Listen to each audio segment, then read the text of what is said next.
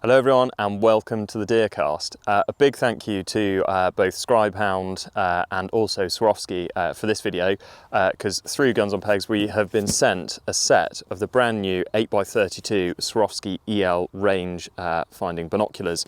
They come in this very fetching box, which I'm going to quickly discard, and I'm not really going to talk you through everything that's inside here, but you get sort of the usual bits and pieces, instruction manual, neck lanyard, a sort of carry case for them to go in. You actually get a cleaning kit for the binoculars, and you get lens covers both for the front and the back. So I'm going to seamlessly try and take this out live on camera for you and discard this main bit of the box. Bear with me.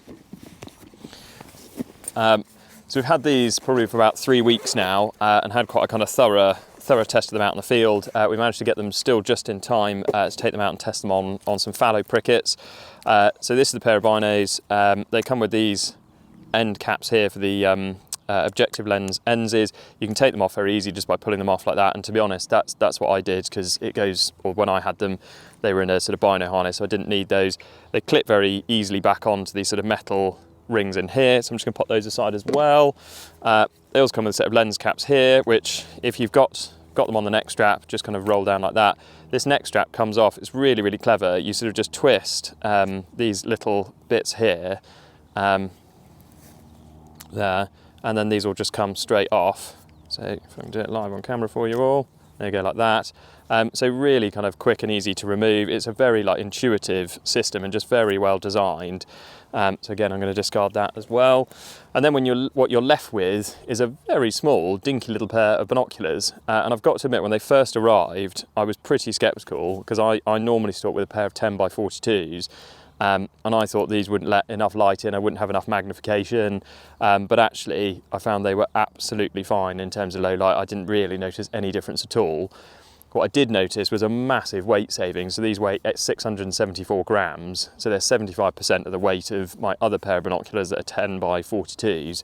And you do notice that when it's sort of slung around your neck or in a pair of or in a bino harness, sorry.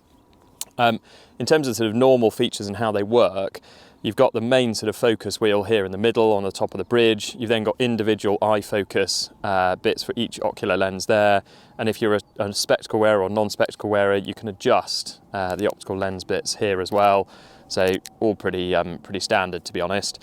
The bump here is what houses all the sort of computer gizmos and bits and pieces, and that's what really makes these binoculars exciting, in that not only do they have a rangefinder, but they also have the tracking assist, or TA function that Swarovski call it, built inside them. So connect these to an app, which is actually very, very simple to do by Bluetooth. I'm always a little bit skeptical that things are actually going to work when they say they've got Bluetooth connectivity, but in fairness to these, flawless.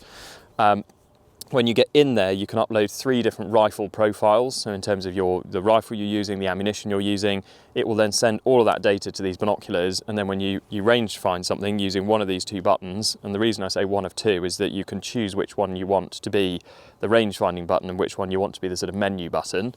And then it will then display in here what your drop is. And again, through the app, you can choose whether you want it to show you that in mils, MOA, centimeters, inches, etc. It can also show you lots of other things like angle, temperature, etc. It's very, very clever.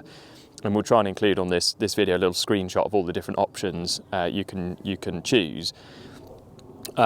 The other sort of benefit to them is the tracking assist function, which I just mentioned. So say you're up in a high seat, and I've used these for exactly this purpose, up in a high seat, shot a fallow, for example, you can range find where it dropped, and then when you get out of the high seat, you can then almost Google Maps yourself to that exact location of where that fallow has dropped. It's very, very handy. I'm not sure I would necessarily use it a huge amount here for the type of stalking we do, but I could see if you were sort of up in the mountains, or say for example it was last light and you'd shot something and you could see where it was and you thought there might be a chance you were going to struggle to find that exact location, might be quite handy later.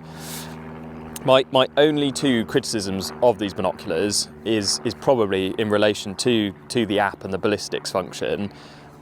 The first one is that when you put in all your ballistics information into the EL range app, it will calculate all your drops. It won't necessarily tell you what it has calculated those to. So what I mean is, say you put in that you're using a 150 grain bullet and it's going 2,600 feet per second, it will go, brilliant, thanks very much, got that. But it won't say, well, we think it therefore drops 3 centimeters at 200 meters.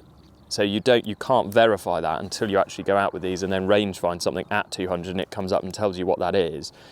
I just found that slightly disconcerting, but also it doesn't give you that opportunity to validate something, I suppose. So if it thinks they drop 3 centimeters at 200 meters, but you know your bullet drops 4, there didn't seem to be a way of adjusting that here in the app, which may be a sort of minor criticism.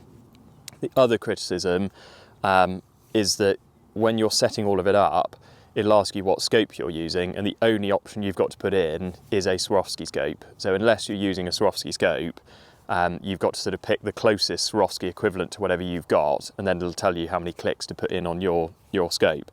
Other than that, I've got to admit, they were a really, really smart, kind of intuitive, very ergonomic, and just beautifully designed pair of binoculars.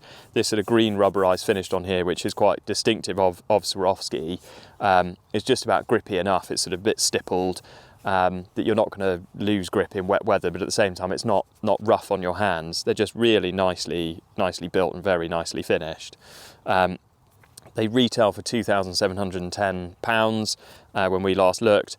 You can get a 10 by 32 version, which I think is the version I would probably go for, and it only adds another £70 onto the price tag. So for a little bit of extra magnification, and there didn't seem to be any difference in weight or size, that to me seemed like a bit of a no-brainer. I'm actually going to miss them in terms of sending them back. I think they've slightly converted me onto a pair of smaller binoculars. They're not so small that your hands are sort of all crumpled over them. They're very nicely proportioned. So have a look at these online. I would strongly recommend them. Very, very impressed. And yeah, any questions or queries, drop them in the comments below. And if not, please remember to comment, like and subscribe.